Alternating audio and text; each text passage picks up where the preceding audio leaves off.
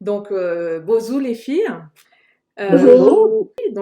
Je suis Halelia en Jehu, Sarah en français. J'ai 35 ans et je suis originaire de Jehu, de la tribu de Chaput, dans le district de Lossi. Voilà, moi actuellement je suis dans le Grand Nouméa, plus précisément dans la commune de Dembéa. Et j'habite dans le quartier d'Apogoti. Moi, je suis dans la partie nord de Nouméa et c'est très agité. Il y a des barrages, etc. Il y a beaucoup d'infrastructures qui ont été détruites ou vandalisées. Donc non, ce n'est pas calme dans mon quartier, mais pourtant, je suis en sécurité et je me sens tout à fait en sécurité. Voilà. Alors, bonjour à toutes. Moi, c'est Erika. Pélécho en Rantu. Je suis du côté de Canala, à la tribu de Kako. Du coup, nous, ici, en fait, on est en sécurité parce qu'il y a nos jeunes qui sont sur les barrages. Du coup, ça sécurise un peu la commune. On a des référents dans les tribus et du coup, ça permet aussi d'être en sécurité. Et puis, nous, ici, en fait, c'est calme, quoi, hein, par rapport à vous qui se passe dans le sud, quoi. Surtout du côté de Nouméa. Alors, bonjour, bonjour à toutes, bonjour tout le monde. Moi, c'est Raissa, dont je vous parle. Je suis dans la commune de Thio, dans l'aire Ranatu, et je suis à la tribu de Saint-Michel. Depuis mardi, je suis ici sur la commune de Thio. Il y a des barrages filtrants au niveau de la tribu où je suis, à Saint-Michel. Et puis, ça va, la vie ici, c'est assez calme et je me sens en sécurité là où je suis. Oleti Raissa et Meillé. Alors, du coup, bonjour. Du coup, moi, je m'appelle Meye, en Djihou. Donc, je suis originaire de Djihou, mais j'ai grandi à Wailou. Moi, j'habite du coup dans la région, dans les quartiers sud. Alors ici, il n'y a pas de barrage, comme vous devez l'imaginer, il n'y a pas de barrage de CCAT à moins de 1 kilomètre à la ronde ou 2 kilomètres à la ronde. Par contre, il y a des barrages, enfin, c'est pas des barrages, c'est je sais pas, C'est des on se barrages barricade. d'autodéfense. Voilà. Ouais. Ouais. Voilà. Peut-être, on se barricade. Voilà, j'aime bien ce mot-là. Nous, on se barricade. Du coup, ça fait c'est un contexte anxiogène, mais anxiogène plus, hein, qui renforce ce sentiment d'insécurité, du coup, et de méfiance, ce qui fait que depuis mardi, en fait, j'avais jamais ressenti ce sentiment-là, mais je suis pas dans le bon quartier, quoi. Voilà, les gens sont méfiants envers les Kanaks. Alors, si on peut être un peu noir ou un peu machin, là, les gens se demandent qui on est, comment ça se fait qu'on habite là, est-ce qu'on pourrait appâter peut-être d'autres personnes pour venir. Voilà, c'est vraiment une ambiance comme ça. Donc, voilà. Donc, je me sens pas en sécurité. Paradoxalement, je me sens pas en sécurité dans les quartiers sud. Ben justement, on voit tout partout les images enfin moi j'ai regardé le journal d'ici, le journal de France, tout ça, et on voit bien l'image qui est relayée, qui est absolument véridique, hein, mais c'est un pays qui brûle. Pourtant, c'est très localisé. Ces actions-là sont très localisées, c'est sur la capitale. Et on dit toujours que, ben voilà, c'est la jeunesse qui est en train de tout brûler. Il y a deux types de jeunesse, moi je veux dire. Je trouve qu'il y a deux types de jeunesse. Il y a la jeunesse qui, on va dire, c'est la délinquance, on va dire. Je sais pas, ils se rebellent contre le système ou ils sont en colère et ils ont voilà. Ils s'expriment de cette manière-là. Moi, je vois comme ça la jeunesse, c'est principalement sur Nouméa, et la jeunesse, on va dire, réfléchie ou posée ou qui a des idéaux, quoi. Comme c'est parti par rapport au dégel ou par rapport au vote et tout ça, ils savent à peu près, ils sont positionnés, quoi. Et les autres, c'est de la délinquance. Peut-être, pour moi, c'est une rébellion contre le système, quoi. Donc moi, je les appelle pas Mm. délinquants, surtout dans ce contexte-là. Pour Mm. moi, je dis c'est des jeunes en colère. C'est vrai que les actions sont très Oui. violentes, tout ça. Oui, enfin, je veux dire, c'est une économie qui part en fumée, hein. C'est l'économie du pays qui est en train c'est, d'être c'est, mise à mal. Mais pourtant, mm, c'est une rage qui a toujours été là. Parce que, oui, enfin, je ne sais pas ce que vous en pensez, les filles, c'est quelque chose qui s'explique très facilement, en fait. Dès lors qu'on veuille bien... C'est la jeunesse incomprise. Oui. Pourquoi tu dis incomprise? mm, Parce que c'était des jeunes qui sont mis de côté, en fait. Comme Raïssa disait, en fait, c'est deux types de jeunes, en fait. On a Oui. ceux qui sont, voilà, ils ont des idéaux et tout, et tu as ceux qui sont mis de côté, en fait, les incompris, en fait. mm, Du coup, nous, on accompagne justement les délinquants, enfin, en tout cas les problèmes de délinquance. Mais dans ce que dit la délinquance, elle dit un mal-être social qui est important depuis des années. Que nous, on voit notamment en détention depuis des années, notamment dans la population kanak, hein, qui Mhm. ont migré vers la capitale, qui sont dans des entre-deux culturels absolument gigantesques et dangereux.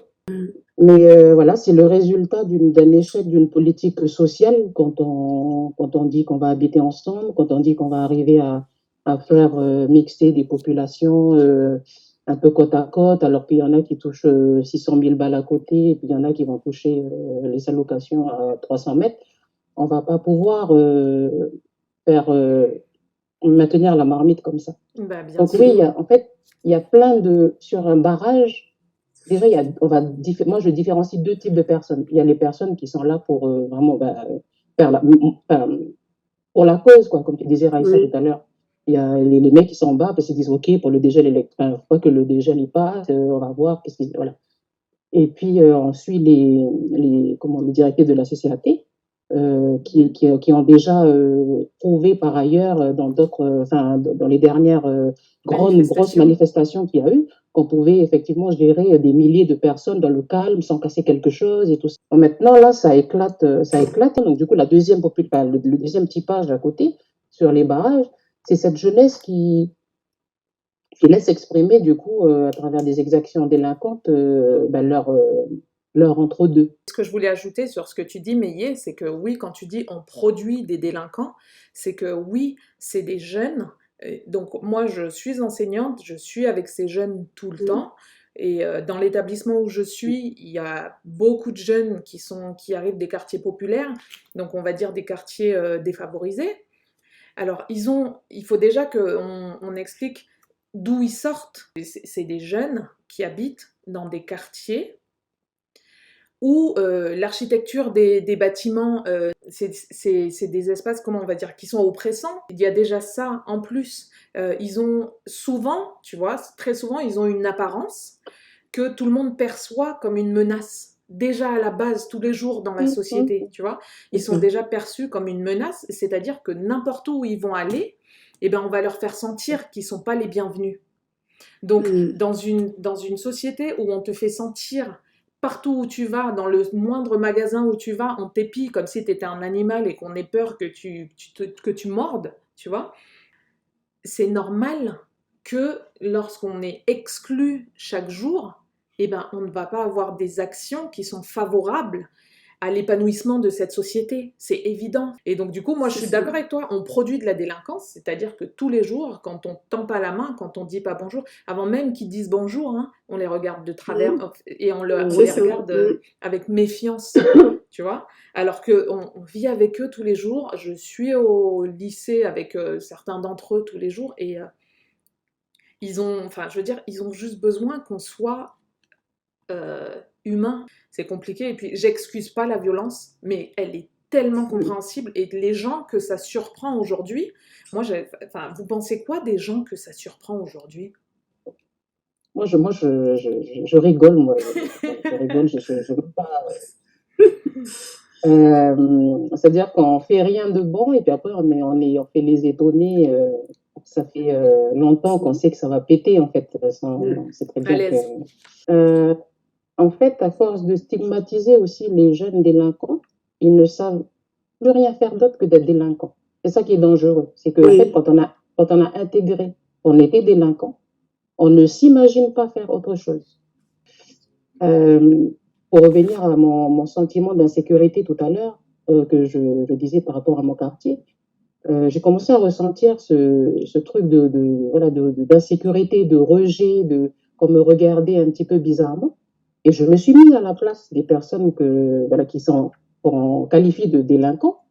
Et je me Mhm. suis dit, mais t'imagines la violence que c'est des personnes qui se sentent stigmatisées, à qui on a refusé du travail pendant des années, qu'on a Des regardé de logements. travers, qu'on n'a jamais pris en considération. Le logement, les gens, déjà, tu rentres, on doit dire, oh, ben lui, il doit être un peu bête, intellectuellement, ça vole pas haut, machin. C'est ça. Voilà comment on crée des étincelles de machin, mais les Oui. mecs, et c'est ça qui éclate aujourd'hui. On a vu Mm. tous les feux qu'on a installés depuis des années, et puis ben là, on s'étonne que ça pète. Enfin, là, tu vois, je prends du recul sur la discussion qu'on est en train Mm. d'avoir, comme si c'était quelque Mm. chose de laquelle nous, on était déconnectés et qu'on regardait et qu'on analysait. Mais je veux dire, à chaque fois, c'est ce qui se passe quand on a ça. Les médias relaient ça, ils ont foutu le bordel, ils ont fait ci, on fait ça. Et du coup, ce Mm. qui se passe, c'est justement, les gens se distancient d'eux, Mm. tu vois, Mm. et les déshumanisent. Et c'est pour ça que moi je disais, je veux pas utiliser le terme délinquant parce que ça les déshumanise Oui. complètement. Oui. C'est des êtres humains Mm. qui sont en colère, tu vois, et Mm. c'est nos enfants encore. Et moi je refuse de couper le lien entre eux et moi. On peut pas les abandonner maintenant. Tu vois ce que je veux dire? Ça sera nos enfants quand Oui. ce sera fini encore. Sauf que bah là, c'est une remise en cause de tout le système. Et est-ce que, tu vois, je reviens sur, on avait vu un reportage où il y avait un jeune qui était en train de manifester et on lui a posé la question, c'est quoi la CCAT? Et il n'a pas su répondre. Il a dit, je ne sais pas c'est quoi la CCAT, alors que c'était une manifestation organisée par la CCAT.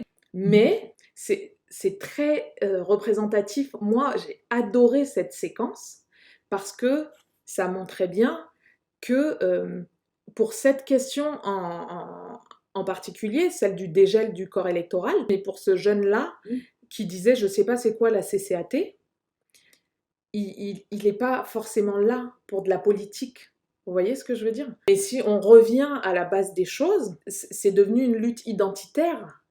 Non, pour moi, au départ, c'était purement politique. Mais vu comment ça se passe là, le déroulé depuis la semaine, ça touche un peu toutes les parties de la vie calédonienne, en fait. Parce Oui. qu'on en arrive à ce un élu, ou je sais pas, un politicien se mette à dire de faire des propos racistes sur tel. Donc on arrive voilà. On touche un peu d'autres branches qui n'ont rien à voir avec la politique, forcément. Oui. Parce que ça touche à l'identité, à plein de choses, là, maintenant. J'interromps juste tout le monde parce qu'on a Paï qui est arrivé. Est-ce que c'est l'heure Kanak? Bonsoir. Alors, moi, c'est Wapaïp Elisabeth, 36 ans. Donc là, je réside dans la commune d'Imbéa, Grand Nouméa, à la commune de Dimbéa, plus précisément au quartier de Pic-aux-Chèvres, qui se trouve à 1 kilomètre du quartier d'Apogoti. Et donc, pourquoi j'arrive maintenant? Eh bien, parce que j'ai dû quitter l'endroit où j'étais. Donc, j'ai dû me déconnecter pour que je puisse arriver chez moi avant le couvre-feu qui est à 18h. Donc, il est 17h56 à Chasse pour Paï. Pardon. Heureusement, parce que ce n'est pas dans mes habitudes d'être ponctuelle. Voilà. Bravo, Bravo, Paï. Non, mais j'ai eu peur de t'arriver vers la vie, merci. En quoi est-ce que, la question qui se pose, c'est en quoi est-ce que c'est identitaire la loi sur le dégel d'une liste électorale, pour nous particulièrement, les Kanaks? Si on refait un petit peu l'histoire, il y a eu une baisse, du coup, il y a eu une baisse démographique, du coup, due à l'arrivée des différentes garnisons de la colonisation. Ce qui s'est passé, c'est qu'il y a eu vraiment des politiques de peuplement, voilà, comme la politique de Mesmer. Ce qui fait que ça a toujours été un élément important, en fait, cette question du peuplement, enfin, en tout cas du nombre de Kanaks qui pouvaient continuer à résister sur cette terre, puisque c'est ça l'idée, c'est le nombre. Le dégel du corps électoral vient réveiller encore cette question du nombre. En fait, on représente toujours entre 42 et 47% de la population actuelle, la population calédonienne. Donc, du coup, pas beaucoup. Donc, toujours en minorité par rapport au vote et tout ça, puisque l'enjeu, maintenant, c'est des enjeux électoraux. Donc, voilà, les enjeux, ils sont clairement identitaires et du coup électoraux pour pouvoir décider de ce qui se passe dans ce pays. Ici au pays, tout ce qui est cheminement politique électoral est intimement lié à la condition d'être kanak en pays kanak. Et donc ça se traduit en termes de revendications de manière politique. Bon, franchement, ça me fait mal ce truc, en fait. Ça me fait mal parce que, voilà. C'est des personnes qui arrivent qui vont commander chez nous, alors que normalement, tout a été fait et depuis 40 ans pour que tout ça soit gelé. Et ça dit bien aussi dans l'accord que c'était un accord qui devait être, comment dire, irréversible. Et là, on le bafoue, en fait. Donc, c'est tout ça, c'est toute cette, je sais pas, c'est tragique, c'est violent, c'est tout ça, en fait. C'est une violence, en fait, c'est une violence interne, c'est une violence de nos papas qui étaient sur les barrages, qui ont lutté depuis 40 ans par rapport aux événements, tous les sangs qui ont été versés pour justement arriver à tout ça soit gelé, et puis là, arriver maintenant, on détricote tout ça, là, tout cet accord, en fait. C'est révoltant. Oui, c'est révoltant. Rien que de dire ça, tu vois, de se dire, tu vois, quand ce que tu dis, Erika, nos papas ils se sont battus, de se dire qu'il y a des gens qui arrivent et qui vont nous noyer. Bon, ça c'est moi qui rajoute, mais enfin, je veux dire, c'est le sentiment Mais c'est collectif. exactement ça. Et ben ça, par les autres de l'extérieur, c'est perçu comme. Alors, on va reprendre les discours. Ils sont racistes, ils sont xénophobes. Donc, il y a du racisme anti-blanc, il y a. C'est diabolisé. C'est toute une stratégie, ça. On est attaqué de toutes parts par ce vocabulaire qui est utilisé, qui est diabolisant pour eux. Mais comme on le disait tout à l'heure, CCAT, Parti indépendantiste, FLNKS, Kanak, il manquerait juste qu'ils disent Kanak pour que ça y est, toutes les cases soient cochées. Mais concrètement, enfin, je veux dire, on vient de dire que c'est une lutte identitaire. C'est identitaire, ça dépasse le politique. C'est plein de sentiments qui sont liés. C'est de la colère, c'est de l'indignation. Et puis de la douleur, c'est vraiment de la douleur, même si on a envie de se détacher. Non, mais t'es pas bien. Hein. Tu écoutes les propos de rien que du rapporteur, là, M. Misdorf, là, mais moi j'ai envie de dire que c'est un vocabulaire déjà stratégique qu'il emploie, parce qu'il sait que ça va nous toucher au plus profond de nous, puis surtout des plus jeunes, quoi. Et que ça peut péter à tout moment. C'est pour ça que c'est devenu une lutte identitaire, parce que ça nous touche au plus profond de nous, de nos racines, parce qu'on sait que, voilà. On a l'impression qu'on est dans une situation où on est Kanak contre blanc ou blanc contre Kanak. De toute façon, les images le montrent, les barrages. Tu as les Kanaks et les barrages qu'ils ont qualifiés d'autodéfense, de protection, comme si les autres barrages n'étaient pas un barrage d'autodéfense contre la violence institutionnelle et politique. Donc les autres barrages d'autodéfense et de protection, c'est des blancs. Et donc des blancs qui se sentent très menacés. Et donc finalement, l'impression que ça donne sur tout le monde qui regarde, c'est qu'on a les Kanaks qui sont menaçants et les blancs qui sont menacés de l'autre côté. Et donc, Est-ce que vous pensez que c'est une opposition valide? C'est pour ma part, hein, pour moi, c'est pas du tout ce qui se passe en ce moment dans mon quartier. Moi, j'habite tout près d'Apogoti. Et ici, dans mon quartier, effectivement, on voit qu'il y a des barrages qui sont des barrages filtrants. Hein. C'est pas des barrages où on bloque l'accès à la route ou aux rues. C'est juste des barrages filtrants qui sont tenus par des jeunes Kanaks. Et il n'y a aucune, comment dire ça, on ne ressent aucune menace. Et on est tous dans le quartier où je vis.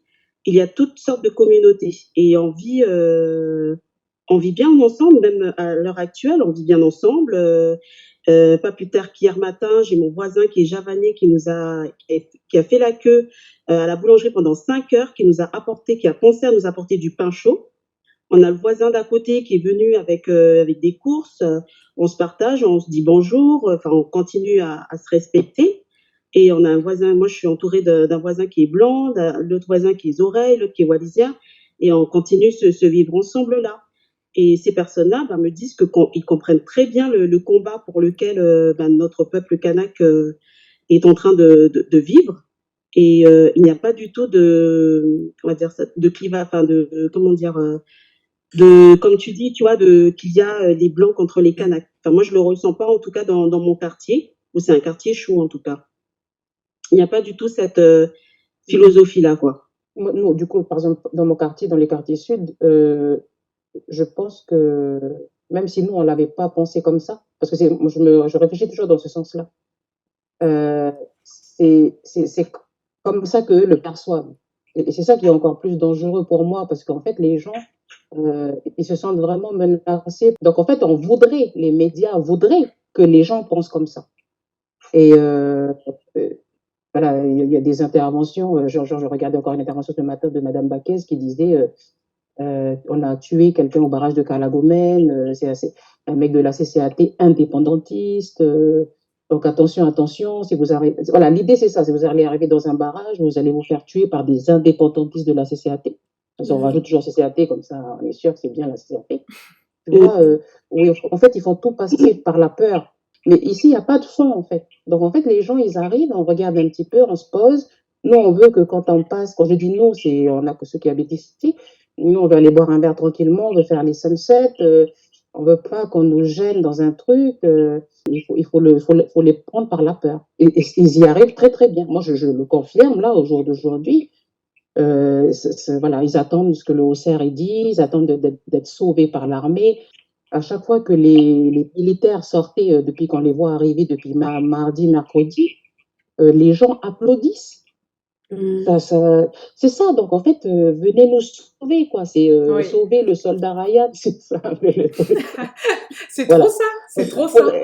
Mais ça. c'est exactement ça. Oui, c'est ça. Eux, dans leur tête, on nous sort des Kanaks dangereux qui vont nous tuer. Oui. C'est ça. Mais ça c'est l'inconscient, c'est l'inconscient colonial qui est activé et qui est réactivé. Sonia Baquez, Philippe Blaise, en fait, nos élus loyalistes, moi je le ressens comme de la provocation parce qu'ils utilisent des termes et même les médias, ils sont alors forcément ils se font le relais des informations fournies par les autorités officielles, mais tout à l'heure quand tu parlais du barrage à Gomène et que ça passe au JT et que immédiatement après t'as quelqu'un qui dément. Alors, les sources ne sont pas officielles, mais nous, on est ici au pays. Et donc, nous, ici au pays, c'est pas en France, c'est pas un pays de plusieurs millions d'habitants. On est au pays, on est moins de 300 000 habitants, et donc, on se connaît presque tous. On n'est que 160 000 personnes qui sont sous le statut de droit coutumier. Et on se connaît presque tous, on vit tous ensemble, et il y a un lien, on est capable de connecter une personne qui vit à Nouméa avec une personne qui est là-bas à Poum par des liens familiaux, par des liens claniques, par des liens coutumiers, et donc on est tous liés quelque part. On ferait un arbre généalogique, on retrouverait tout le monde dedans. Mais tout ça pour dire que et c'est ça qui fait que nous, on donne plus de crédit. Bien sûr, on dit que ça pullule sur les réseaux, les fake news, tout ça, mais nous, on donne plus de crédit, forcément, aux informations qui nous sont données par les gens de chez nous. Et donc, Mhm. du coup, bon, on en dira ce qu'on voudra, mais dans les minutes qui ont suivi, quelqu'un a démenti sur les réseaux et Oui. quelqu'un a mentionné le fait que la version officielle, et c'était outrageux, hein, parce que, donc, selon la version officielle, la personne aurait été abattue par les membres de la Un CCAT. dangereux indépendantiste de la Oui, CCAT. Ouais, dangereux. Oui, alors, c'est C'est ça. un dangereux important, ouais. indépendantiste de la CCAT. Alors, le combo dangereux indépendantiste CCAT. Alors, il manquait plus que noir kanak ACR. Voilà. Mais juste, Voilà. et tu vois, en fait, les médias, ils se font le relais. Alors, Paï a dû nous quitter momentanément, mais en attendant, je voulais vous poser une autre question.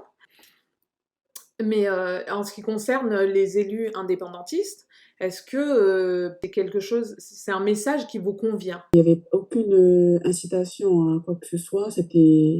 Enfin, pour moi, c'était limpide. Voilà.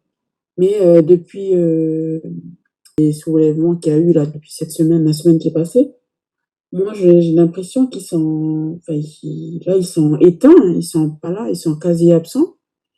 Enfin, peut-être c'est une stratégie, je sais pas, mais genre, le président du CCAT, il a parlé, je crois, mercredi soir au JT, et après, plus rien. Hier, c'est des élus du gouvernement qui prennent la parole au 6e jour voilà, depuis les soulèvements. Je sais pas pourquoi ils sont absents et pourquoi il n'y a pas de. Pourtant, ils constatent qu'il y a eu des frères, des sœurs qui sont tombés, qui sont morts, hein. Mais là, il y a plus de.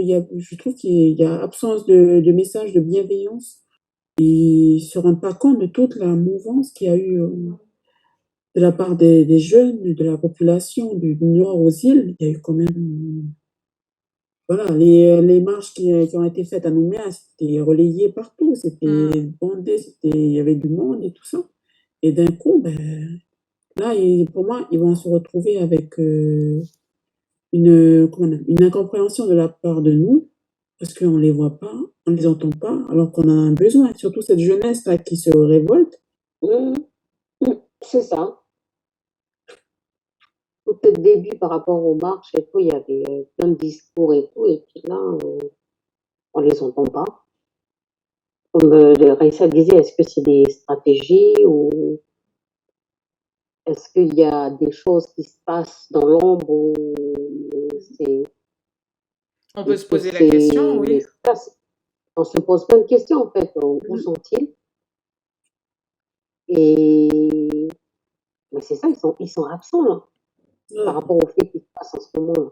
Je regrette vraiment ce que je disais tout à l'heure, qu'il n'y a pas un qui est capable de dire ok, c'est bon, on range les barrages dans le sud, parce que la réponse, là, maintenant, aujourd'hui, elle est disproportionnée et elle va être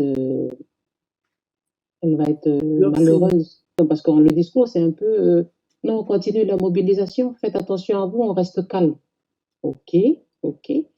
Ok, donc face aux tanks et aux Kalachnikov, on fait comme ça.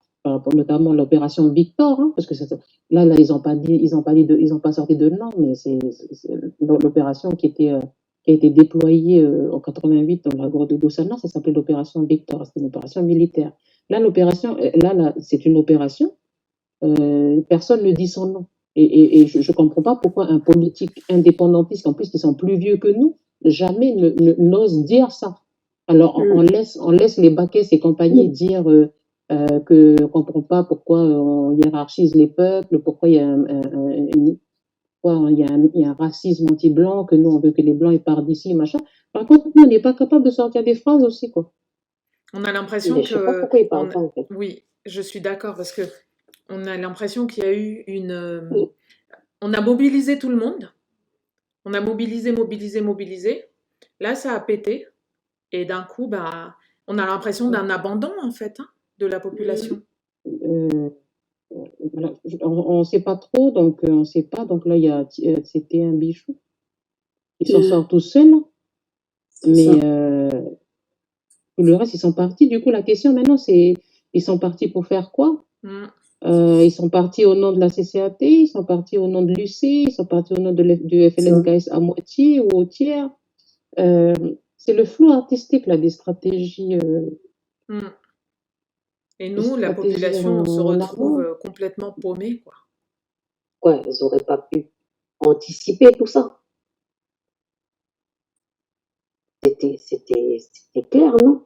Que si, je sais pas moi, que ça n'allait pas marcher, qu'il y aurait le vote pour l'Assemblée par rapport au dégel, il y aurait tout ça, en fait. Surtout Ils que ont tout pas le monde anticipé tout ça. avertissait que ça allait arriver. Pour moi, il y a un manque de pédagogie. En fait, aussi non, parce qu'on a perdu les grands leaders, déjà, ils sont morts et enterrés. Le problème, c'est qu'il manque de pédagogie dans la façon dont on s'adresse aux gens. Moi, par exemple, j'étais en colère Je après suis eux. d'accord avec toi. Voilà, mais je pense que ça, maintenant, il faut que nous-mêmes, on assure nous-mêmes nos communications. Voilà, maintenant, c'est tout ce qu'on va faire. Mais par exemple, rien qu'au niveau de la lecture politique, voilà. Et le truc, c'est que quand tu le sais, et l'honnêteté de l'annoncer le 13 avril là-bas, que certainement que la loi elle allait passer. En tout cas, le projet de loi. Donc, ça, tu expliques aux gens. Tu expliques aux gens, en fait, comment on prend la loi. Là, les gens, ils sont là, on était tous, je me suis dit, mais pourquoi cette malhonnêteté intellectuelle comme ça, de ne pas annoncer là-bas au 13 avril devant des milliers de personnes que connaissant la méthodologie macroniste, la loi, le projet de loi allait sortir le 12 000, quel jour. On annonce les gens. Je précise juste, Oui. quand tu dis le 13 avril, tu parles bien du jour où il y a eu la grande manifestation organisée par la CCAT, Voilà, où tout le monde sur était contre le réuni à dégel. Nouméa. Voilà. Donc, du coup, quand c'est comme ça, on n'a pas peur, on annonce, on reste transparent. On dit aux gens, il y a 99% de chances que le projet de loi il sort, sachant que Mesdorf est le rapporteur. Donc oui, tu vois, c'est pas mentir, c'est plus que prévisible. Enfin, tu prends un marqueur rouge, tu colories en rouge, ça va être rouge le dessin. Enfin, c'est tout, hein, il n'y a pas de magie. Moi, j'aimerais bien aimer que nos politiques ils passent derrière, même si c'est répétitif, même s'il faut répéter, mais qu'ils passent derrière des discours très violents des loyalistes pour dire, ok, ça, elle a dit ça, mais tu vois, voilà. Mais là, on laisse des gens bouffer des violences psychologiques tout seuls et puis on ne sait pas. Et donc, du coup, maintenant que s'ils savaient, il fallait le dire, il fallait anticiper tout ça. Si tout le monde dit si ça passe, ça va Exact. péter, eh ben il faut anticiper le quand ça pète, on fait quoi? Tu Voilà. vois? Parce que du coup, là, on est là en mode ben on fait quoi maintenant? Voilà, on fait Donc, quoi maintenant? Et puis on a nos enfants qui mais tombent. en silence radio. C'est comme si on partait à la bataille, mais on n'a pas fait le plan de bataille. Ben, c'est exactement ça. Il n'y a pas de stratégie. Il y a déjà la victoire là-bas, au bout là-bas. On sait qu'il y a la victoire. Même, on sait que on va pas avoir la loi, elle va avancer. Mais on part quand même. On part en France, mais il n'y a pas le chemin de A pour aller à Z. Là, c'est flou artistique. Là. Oui, C'est carrément. flou artistique. C'est le ça. brouillard. Ouais, donc finalement, on a d'un côté des élus qui nous diabolisent et de l'autre côté des élus qui nous abandonnent. Donc en fait, voilà. Voilà où nous en sommes.